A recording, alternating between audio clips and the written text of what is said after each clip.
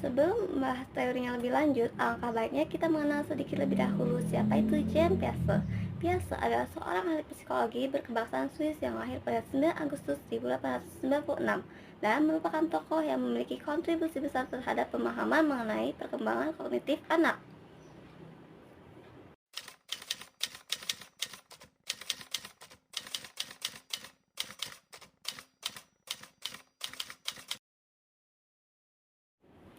Piaget juga adalah salah seorang pertama yang mengidentifikasikan bahwa cara berpikir anak-anak berbeda dengan cara berpikir orang dewasa.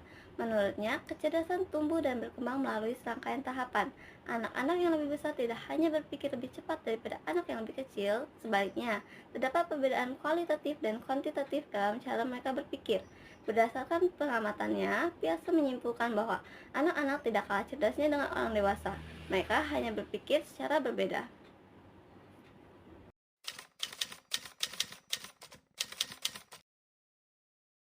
Bismillahirrahmanirrahim. Tahap selanjutnya yaitu tahap sensori motor 0 sampai 2 tahun.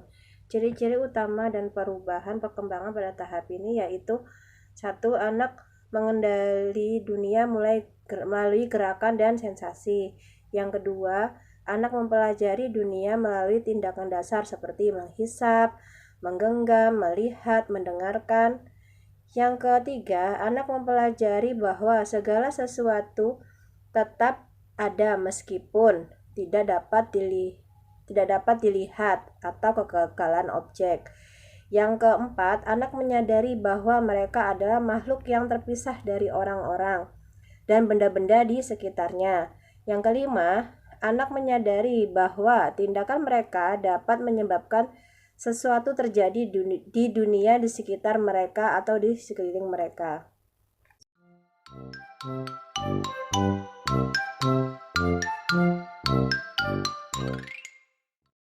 Tahap perkembangan pra-operasional sekolah 2 hingga 7 tahun. Ciri-ciri utama perkembangan ini yaitu bermain pura-pura, egosentrisme, animisme, dan lain-lain. Contohnya animisme. Animisme, mereka menganggap benda mati menjadi seolah-olah hidup, seperti boneka, mobil-mobilan, dan lain sebagainya.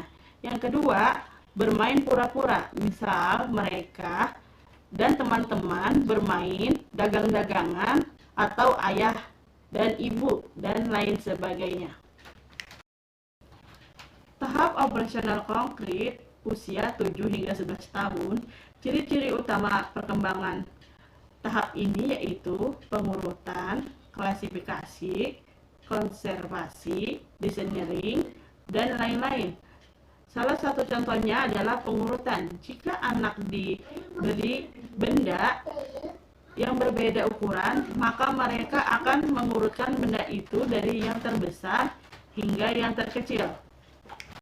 Bismillahirrahmanirrahim. Tahap selanjutnya yaitu tahap operasional formal 11 tahun ke atas. Ciri-ciri utama perubahan perkembangan pada tahap ini yaitu yang pertama, anak mulai berpikir abstrak dan bernalar tentang masalah hipotetis. Yang kedua, anak mulai lebih memikirkan persoalan moral, filosofis, etika, sosial, dan politik yang memerlukan penalaran teoretis dan abstrak.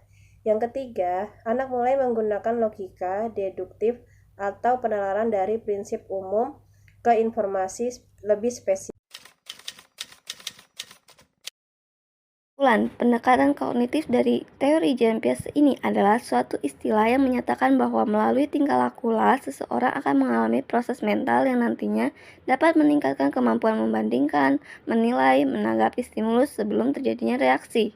Pendekatan ini akan memberikan penekanan terhadap isi pikiran manusia supaya manusia itu memperoleh pengalaman, standar moral, pemahaman, dan lain sebagainya. Semakin seseorang bertambah usia, maka mereka akan memiliki lebih banyak pengalaman dan pemahaman terkait kehidupan. Jadi, inti dari pendekatan kognitif ini adalah melihat perkembangan tingkah laku seseorang. Semakin cerdas dalam menganalisis, menilai, dan menyimpulkan, maka kemampuan mereka akan semakin berkembang.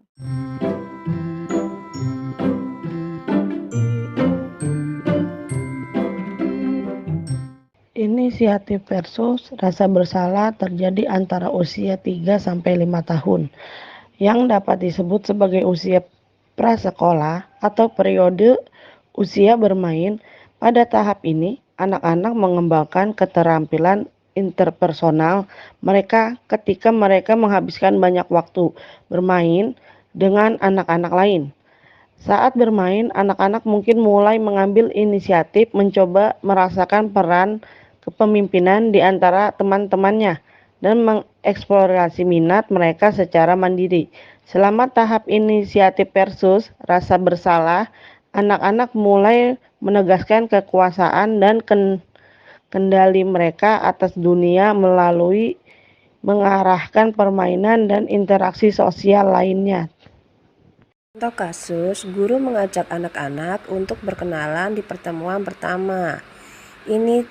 Inisiatif jika orang tua memberi kesempatan pada anak untuk bermain serta beraktivitas dengan anak lain, ia akan mengembangkan rasa inisiatif serta mampu memimpin orang lain dan membuat keputusan. Huil.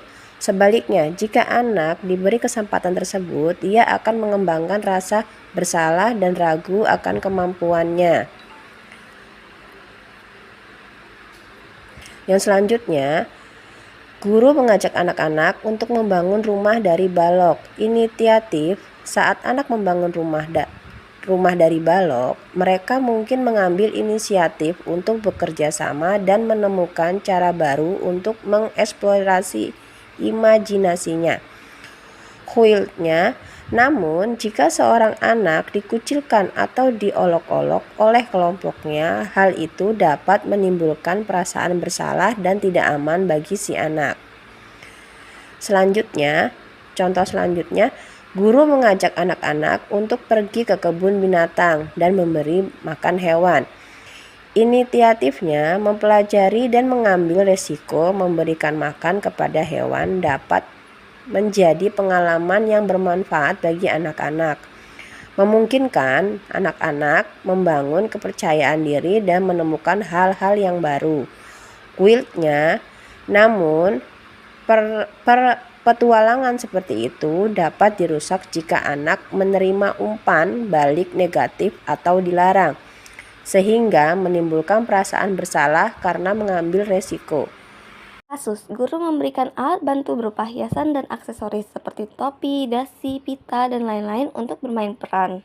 Inisiatifnya, jika seorang anak memutuskan untuk memilih dan berpakaian sendiri, mereka dapat merasakan rasa otonomi dan kepemilikan yang kuat atas penampilannya. Sedangkan guiltnya, ketika upaya ini mendapatkan kritik atau penghinaan dari orang dewasa, hal ini dapat merusak emosi mereka, membuat mereka merasa bersalah dan terhina, yang akan menurunkan kepercayaan dirinya.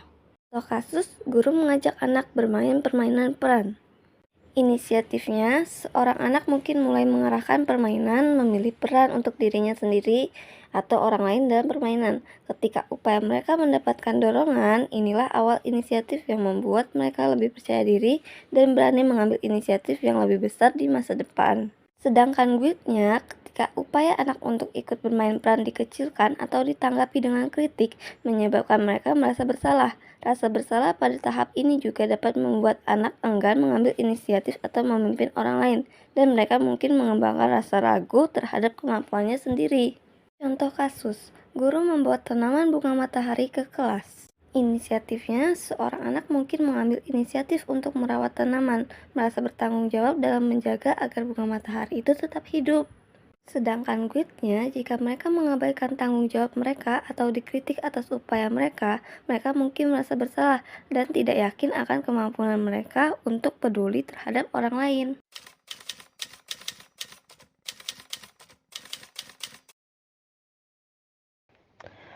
Kesimpulan, pada tahap ini, orang dewasa merupakan kekuatan pendorong untuk mendorong anak-anak mengambil inisiatif dan secara aktif membina lingkungan yang mendukung serta mendorong rasa percaya diri.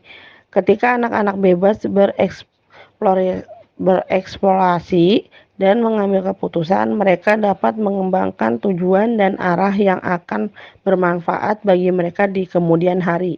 Namun, kritik atau hukuman yang berlebihan dapat menimbulkan perasaan bersalah yang dapat menghambat pertumbuhan pribadi. Oleh karena itu, orang dewasa harus berusaha untuk menyediakan lingkungan yang mengasuh dan mendukung, yang mendorong inisiatif dan kepercayaan diri yang menjadi landasan bagi kesuksesan di masa depan.